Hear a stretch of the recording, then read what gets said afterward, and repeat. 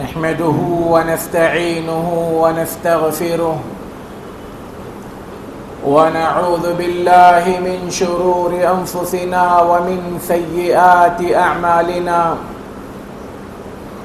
من يهده الله فلا مضل له ومن يضلله فلا هادي له أشهد أن لا إله إلا الله وحده لا شريك له وأشهد أن محمدًا عبده ورسوله أما بعد فإن خير الكلام كلام الله وخير الهدي هدي محمد صلى الله عليه وسلم وشر الأمور محدثاتها وكل محدثة بدعة وكل بدعة ضلالة وكل ضلالة في النار. بزرگان محترم، نوجوانان اسلام، دین اسلام ایک ایسا عظیم دین ہے جس نے اپنے ماننے والوں کو خوشیوں کے آداب، غم کے آداب، مصیبت میں کس طرح سے رہنا چاہیے، غرض ای کہ زندگی کے ہر مرحلے اور ہر حالت کے طور طریقے بتائے اور سمجھائے ہیں. انسانی زندگی کا ایک لازمی حصہ موت بھی ہے. موت ایک اٹل حقیقت ہے. آج تک کوئی مائیں کا لال اس کا انکار نہیں کیا اور نہ آج تک دنیا اس کنہ تک پہنچ پائی کہ یہ موت کیا ہے. اسلام نے چونکہ موت گھر والوں کے لیے ایک بڑی مصیبت ہے تو اس کے آداب سکھائے. جب کسی کے گھر کوئی موت واقع ہو تو اسے کیا کرنا چاہیے اور کیا نہیں کرنا چاہیے. بسا اوقات موت ایک ایسے انسان کی ہوتی ہے جو گھر کا، خاندان کا، محلے کا بڑا دلارا ہوتا ہے، بڑا پیارا ہوتا ہے. بعض اوقات ایک ذمہ دار ہوتا ہے جس کی موت سے گھر کی بنیادیں ہل جاتی ہیں، لیکن اس موت کو قبول کر اس موت کے بعد کن آداب کو ملحوظ رکھنا چاہیے اسلام نے مجھے اور آپ کو سکھائے. موت دو طرح کی ہے. ایک عام موت ہے جو انسان کسی بیماری کے بعد انتقال کر جاتا ہے، کسی حادثے کے بعد انتقال کر جاتا ہے، یا بسا اوقات بلا سبب بھی انسان کی موت ہو سکتی ہے. اور ایک موت وہ ہوتی ہے جس کو ہم شہادت کہتے ہیں. اللہ کے دین کو سر بلند کرنے کے لیے کلمہ توحید کا پرچم اٹھا کر ایک بندہ اللہ کی راہ میں نکلے اور اپنے جان مال سب کی قربانی دے دے.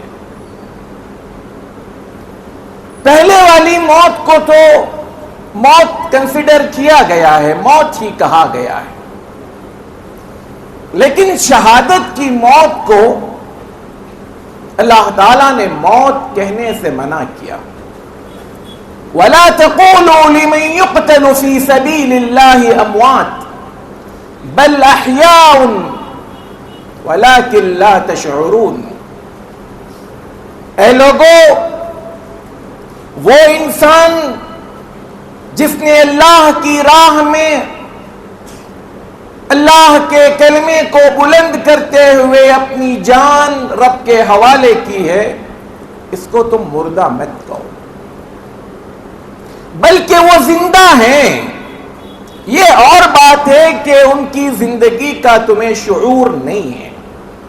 اس زندگی کے بارے میں مجھے اور آپ کو سمجھایا نہیں جا سکتا کہ وہ زندگی کیسی ہے، لیکن قرآن کا اتنا کہہ دینا کافی ہے کہ لا تقولوا لمن يقتل في سبيل الله اموات، انہیں مردہ مت کہو.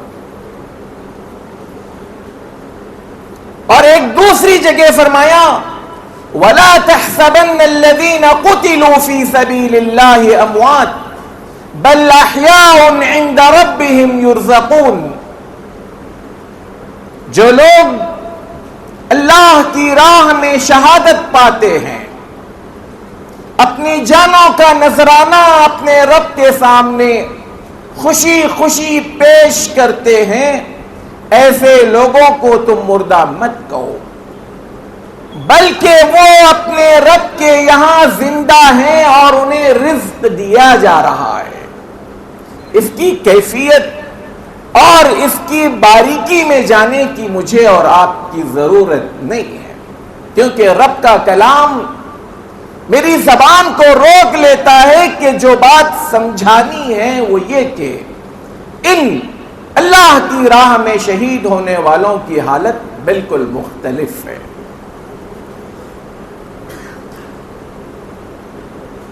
اسلام نے موت کے بعد کے آداب جو سکھائے ان میں سے ایک چیز یہ کہی کہ جب کسی کے گھر موت ہو تو اس گھر والوں کو 3 دن تک سوگ منانے، غم کرنے کی اجازت ہے. افسوس کا اظہار گھر میں ہو سکتا ہے، لیکن یہاں پر بھی پابند کیا گیا یہ اظہار آپ کے باڈی سے تو ہو سکتا ہے لیکن بیان بازی سے نہیں. زبانیں کنٹرول میں رہے گی. آنکھ رو رہی ہے، رونے دیجیے. پیٹ کھانے سے انکار کر رہا ہے، ہو سکتا ہے. بستر پر انسان کو نیند نہ آ رہی ہو، یہ بھی ممکن ہے، لیکن زبان کنٹرول میں ہوگی. اللہ کے رسول صلی اللہ علیہ وسلم کے 18 مہینے کے فرزند ابراہیم رضی اللہ تعالیٰ عنہ کا انتقال ہوتا ہے. جب انہیں دفنایا جاتا ہے، آپ صلی اللہ علیہ وسلم کی آنکھوں سے زار و قطار آنسو بہنے لگتے ہیں. صحابہ تعجب کرتے ہیں، آپ رو رہے ہیں؟ کہا کہ یہ فطری بات ہے. 18 مہینے کا بچہ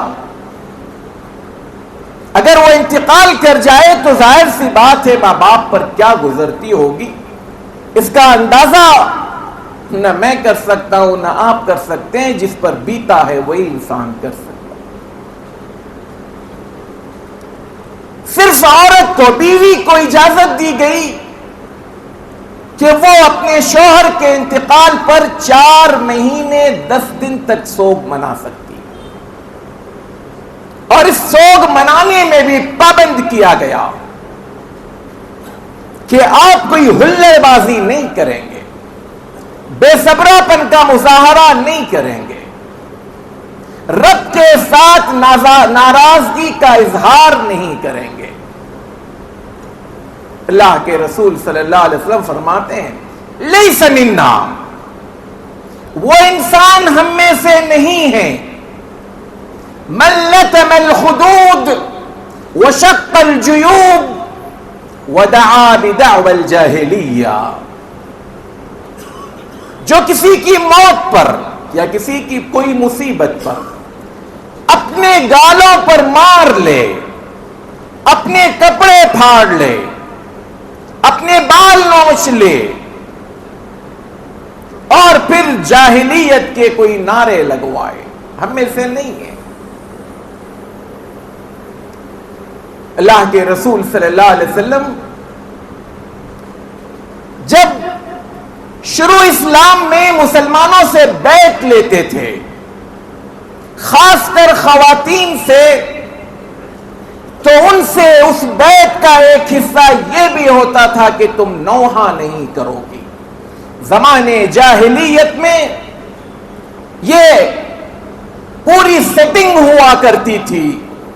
کہ کسی کے گھر میں میت ہو تو محلے کی ساری عورتیں بین کر کر بیان بازی کر کر روتی تھی، رلاتی تھی، مار لیتی تھی، چیختی تھی، چلاتی تھی۔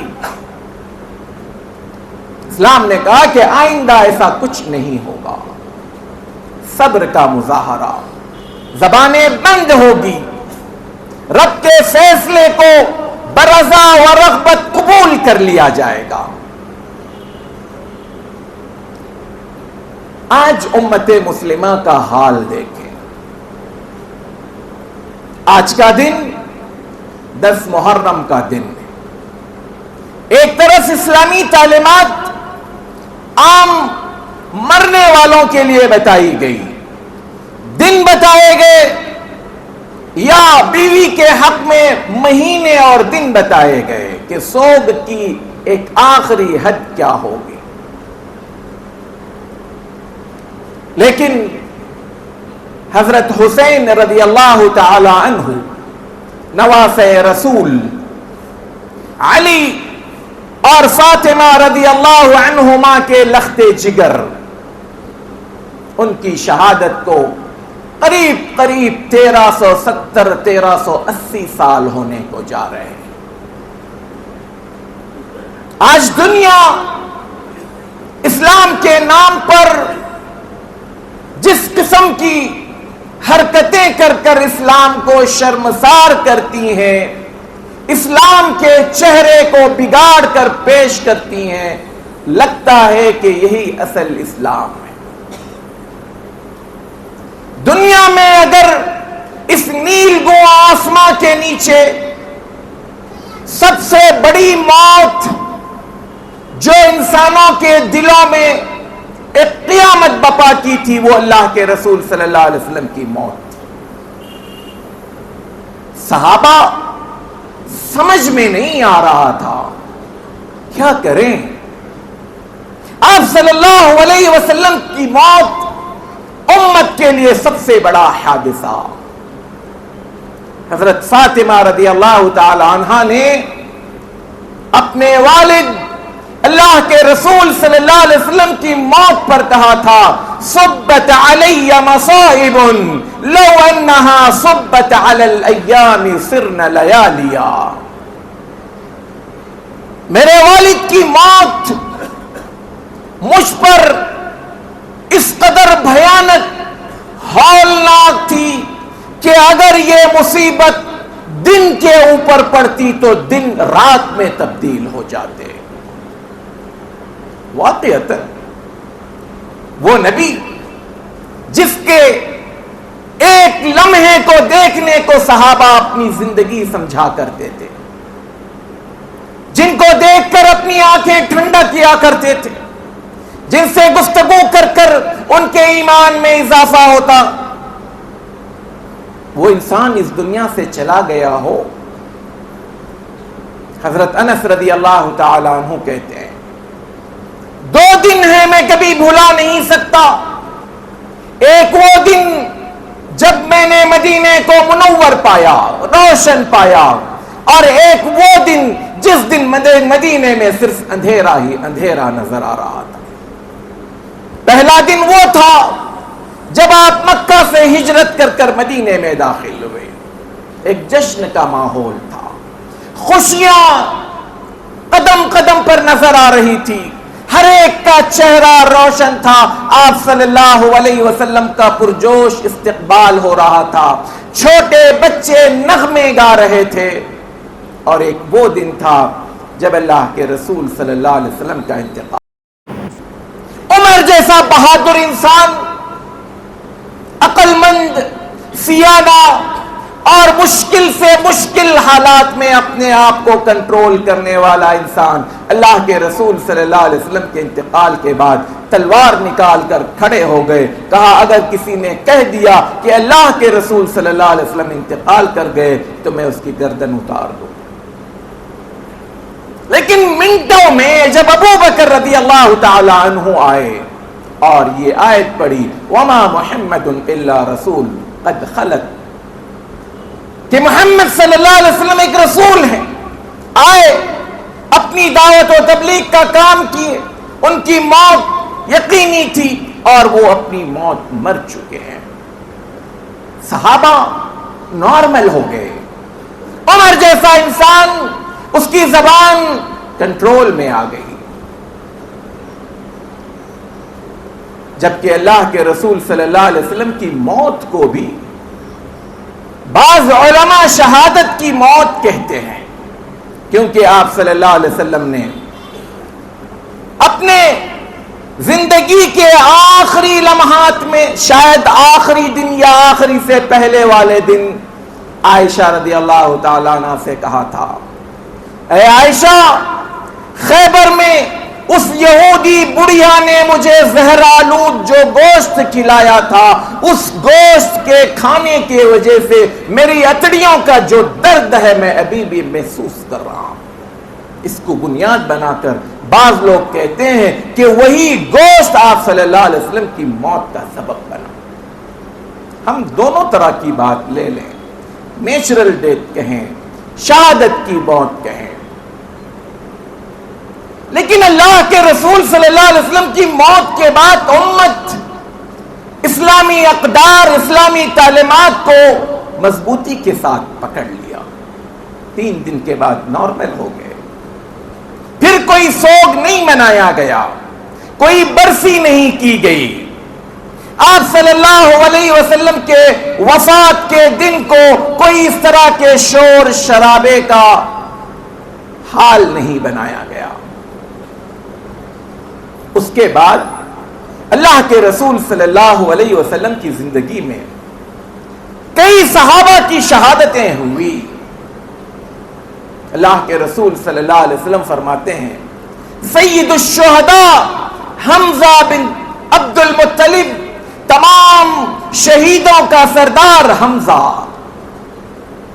کس بے دردی سے انہیں شہید کیا گیا، نہ صرف یہ کہ انہیں شہید کیا گیا، ان کا مسئلہ کیا گیا، کان کاٹے گئے، ناک کاٹے گئی، ہونٹ کاٹے گئے، بلکہ بعض سیرت نگاروں کی مان لیں تو آپ رضی اللہ تعالیٰ عنہ کے شرمگاہ تک کو کاٹ دیا گیا، اس کا ہار بنایا گیا، گلے میں لٹکایا گیا۔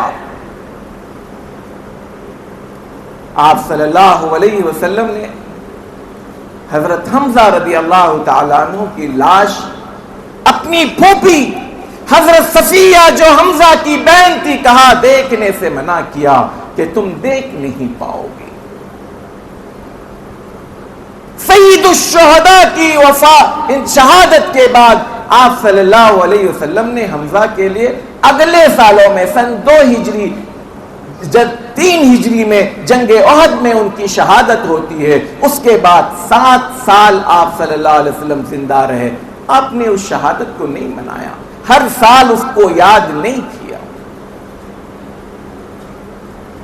اسی جنگ احد میں مصعب بن عمیر رضی اللہ تعالیٰ عنہ کی شہادت ہوئی۔ مکہ کا وہ شہزادہ جس گلی سے گزرتا تھا وہ گلی مہک جایا کرتی تھی، مکہ میں سب سے مہنگے ترین کپڑے پہننے والا انسان،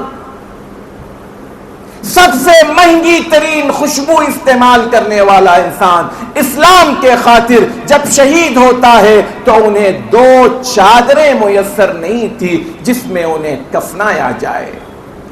صحابہ نے آ کر شکایت کی، اے اللہ کے رسول صلی اللہ علیہ وسلم، مصعب بن عمیر شہید ہوئے ہیں، انہیں کفن کے لیے جس چادر میں لپیٹا جا رہا ہے، سر ڈھانکو تو پیر کھلتا ہے، پیر ڈھانکو تو سر کھلتا ہے، کیا کریں؟ کہا سر ڈھانک دو، پیروں میں گھاس لپیٹ دو۔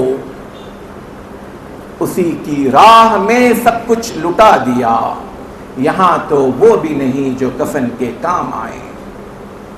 مصعب بن عمیر رضی اللہ تعالیٰ عنہ کی شہادت پر آپ صلی اللہ علیہ وسلم نے اگلے سالوں میں کوئی اہتمام نہیں کیا۔ ایسے 1 2 نہیں، 10 20 نہیں، 100-200 نہیں، امت کی تاریخ میں ایسی قربانیاں پیش کرنے والے ہمارے پاس ہزاروں جیالے ہیں، جنہوں نے خوشی خوشی اپنی جانوں کا نذرانہ پیش کرتے ہوئے یہ کہا فزت ورب الکعبہ، اللہ کی قسم میں اپنی جان پیش کر کر کامیاب ہو گیا۔ لیکن اللہ کے رسول صلی اللہ علیہ وسلم نے شہداء میں کسی کی شہادت نہیں منائی۔ آپ صلی اللہ علیہ وسلم کے بعد کئی شہادتیں ہوئی، سب سے بڑی 2 عظیم شہادتیں حضرت عمر رضی اللہ تعالی عنہ کی۔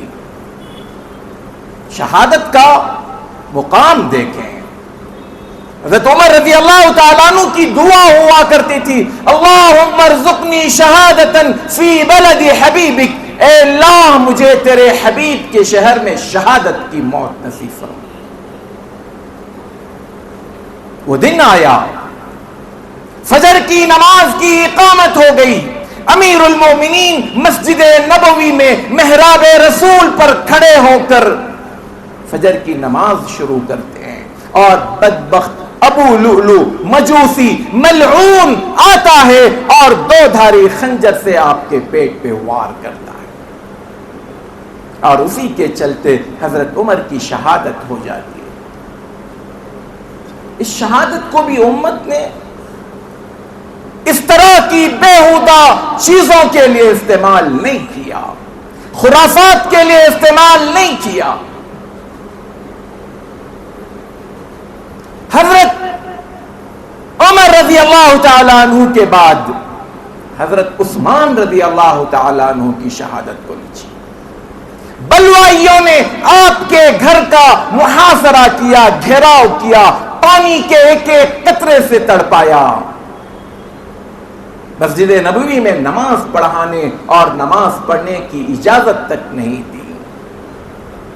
بالآخر حضرت عثمان رضی اللہ تعالی عنہ کو روزے کی حالت میں قرآن پڑھتے ہوئے ان بدبخت بلوائیوں نے ذبح کر دیا، اور وہ قرآن جس کو حضرت عثمان رضی اللہ تعالی عنہ پڑھ رہے تھے، اللہ نے آج تک اس کو محفوظ رکھا ہے۔ اس شہادت کے بعد بھی امت کسی قسم کے خرافات میں مبتلا نہیں۔ حضرت علی رضی اللہ تعالیٰ عنہ کو شہید کیا گیا، حضرت حسن رضی اللہ تعالیٰ عنہ کو شہید کیا گیا۔ یہ ساری شہادتیں جو اسلام کے روشن باب میں چمچماتی نشانیاں ہیں، اس کو تو بھلا دیا گیا۔ کیا بات ہے کہ حضرت حسین رضی اللہ تعالیٰ عنہ کی شہادت کو آج بھی امت کا ایک بڑا طبقہ اس طرح کی چیزیں کرتا ہے۔ میرے بھائیوں، دین سے، اسلام سے اس کا کوئی تعلق نہیں ہے۔ یہ سارے خرافات دشمنان اسلام کی طرف سے اسلام کو دیے گئے، اور ہم لوگ اس میں انٹرٹینمنٹ کرتے ہیں۔ لوگوں کو جا کر دیکھیں، غم نام کی، افسوس نام کی کوئی چیز انہیں نظر نہیں آئے گی۔ حضرت حسین رضی اللہ تعالیٰ عنہ جس مشن کے لیے اٹھے تھے، جو دین ان کا مقصود تھا، اس دین سے ان کا کوئی لینا دینا نہیں ہوگا۔ اصل چیز تو یہ ہوتی ہے کہ بندے نے کس کام کے لیے شہادت پیش کی، اس کام کو زندہ رکھا جائے، اس مشن کو زندہ رکھا جائے، اس تحریک کو زندہ رکھا جائے۔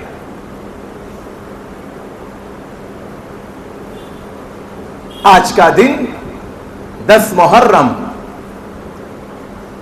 تاریخ اسلامی میں کئی اعتبار سے الگ کچھ چیزیں، ضعیف احادیث کی بنیاد پر بھی لوگ الگ الگ باتیں لکھتے ہیں، لیکن بنیادی بات جو آج کے دن کی تھی وہ اللہ کے رسول صلی اللہ علیہ وسلم نے روزہ رکھ کر امت کو پیغام دیا کہ آج کے دن کا روزہ جو انسان رکھے گا اس کے پچھلے 1 سال کے گناہ معاف ہوں گے۔ لیکن چونکہ یہ روزہ یہود بھی رکھا کرتے تھے، اس لیے آپ صلی اللہ علیہ وسلم نے یہ اظہار کیا تھا کہ اگر آئندہ سال میں زندہ رہوں تو یہودیوں کی مخالفت کرتے ہوئے 9 اور 10 2 دنوں کو میں روزہ رکھوں گا تاکہ یہودیوں کے اور ہمارے عمل ایک جیسے نہ ہو۔ آج کے دن روزہ شکرانے میں روزہ رکھنے کا مقصد یہ تھا کہ اللہ تبارک و تعالی نے آج دنیا کے سب سے بڑے ظالم جابر، جس نے کہا تھا انا ربکم الاعلی، میں تمہارا بلند و بالا رب ہوں، اللہ نے اسے آج سمندر میں غرق کر دیا تھا۔ موسیٰ علیہ السلام کو اور ان کی قوم کو نجات دلایا تھا۔ وہ فرعون جس نے بنو اسرائیل کو ناکو چنے چبوایا تھا، ظلم و ستم کی چکی میں انہیں پیسا جاتا تھا، نت نئے قسم کے تشدد سے انہیں گزارا جاتا تھا، ایک وقت آتا ہے جب اللہ تبارک و تعالی فرعون کی مہلت کو ختم کر دیتا ہے اور اسے ایک عذاب دینے کا فیصلہ کرتا ہے، تو بیچ سمندر میں جب موج اس کو کھینچ لیتی ہے، دبوچ لیتی ہے، تو وہ وہی جملہ کہتا ہے جس جملے کی طرف موسیٰ علیہ السلام زندگی بھر اس کو بلاتے رہے۔ کیا کہا فرعون نے؟ آمنت انہ لا الہ الا الذی آمنت بہ بنو اسرائیل وانا من المسلمین، میں ایمان لاتا ہوں اس رب پر جس کے علاوہ کوئی رب نہیں ہے، جس پر بنو اسرائیل نے ایمان لایا ہے، اور میں بھی مسلمان۔ جواب ملا الآن، اب وقد عصیت قبل، اس سے پہلے تو نافرمانیاں کرتا، انکار کرتا، بڑے غرور اور گھمنڈ سے ان کو حقیر سمجھتا تھا۔ انک من المفسدین، تو فسادی ہے، تو نے مصر میں فساد برپا کر رکھا تھا۔ اور اللہ تبارک و تعالی نے اس دن یہ بات بھی کہی، فَالْيَوْمَ نُنَجِّيكَ بِبَدَنِكَ لِتَكُونَ لِمَنْ خَلْفَكَ آیَةً، ہم تیری باڈی کو محفوظ کر رکھیں گے قیامت تک کے لیے، تاکہ تیرے بعد آنے والوں کے لیے یہ ایک نشانی بنے۔ قریب 3000 سال ہو چکے ہیں یا ہونے جا رہے ہیں، فرعون کی باڈی آج بھی اللہ نے محفوظ رکھی، یہ بتانے کے لیے دنیا کا سب سے بڑا ظالم جابر انسان اگر اس طرح کی حالت سے دوچار ہو سکتا ہے، یہ دوسرے کس کھیت کی مولی ہے، ان کی اوقات کیا ہے؟ بسا اوقات اللہ تبارک و تعالی آزمائش کے طور پر ایسے لوگوں کو مسلط کرتا ہے تاکہ ہمارے ایمان کو آزمائے۔ حضرت جبرائیل علیہ السلام کہتے ہیں، اے محمد صلی اللہ علیہ وسلم، کیا آپ کو پتا ہے جس وقت فرعون یہ جملہ کہہ رہا تھا، میں نے فرعون کے ساتھ کیا کیا؟ آپ صلی اللہ علیہ وسلم نے پوچھا، بتاؤ تم نے کیا کیا؟ کہا، اے اللہ کے رسول صلی اللہ علیہ وسلم، میں نے فرعون کی ٹانگیں پکڑ کر نیچے کو کھینچا اور سمندر کی مٹی کو اٹھا کر اس کے منہ میں ٹھونس دیا، مخافت ان تدرکہ الرحمہ، مجھے ڈر تھا کہ وہ ایک سے زیادہ مرتبہ اگر یہ بات کہتے ہوئے اللہ سے رحمت کی بھیک مانگتا تو کہیں اللہ تعالیٰ اس پر رحم نہ کر دے، اس لیے میں نے اس کے منہ میں یہ مٹی ٹھوس کر اس کی زبان کو بند کر دیا تاکہ وہ اپنے عذاب تک پہنچے، کیسر کردار تک پہنچے۔ یہ دو الگ الگ چیزیں ہیں آج کے دن کو لے کر۔ میرے اور آپ کا کام یہ ہے کہ ہم ان تمام قسم کی واہیات اور فضولیات کو چھوڑ دیں، آج امت کو اصل دین کی طرف پلٹنے کی ضرورت ہے. صحابہ کرام رضوان اللہ علیہم اجمعین کے طور طریقے کو اپنانے کی ضرورت ہے. آج امت کو ضرورت ہے اس دین کی جس دین کو اللہ کے رسول صلی اللہ علیہ وسلم نے 1448 سال پہلے چھوڑ گئے. اور دشمنان اسلام نے یہ جو جھنجھنے ہمارے ہاتھ میں دے رکھے ہیں، یہ جو ڈگڈگی دے رکھی ہے جس کو ہم بجاتے بیٹھے ہوئے ہیں، یہ عین خرافات میرے اور آپ کے ایمان کی ہلاکت اور بربادی کا سامان ہے. اس کے لیے ضروری ہے کہ ہم دین کو سمجھیں، دین کو پڑھیں، اللہ اور اس کے رسول صلی اللہ علیہ وسلم کی تعلیمات کو سیکھیں.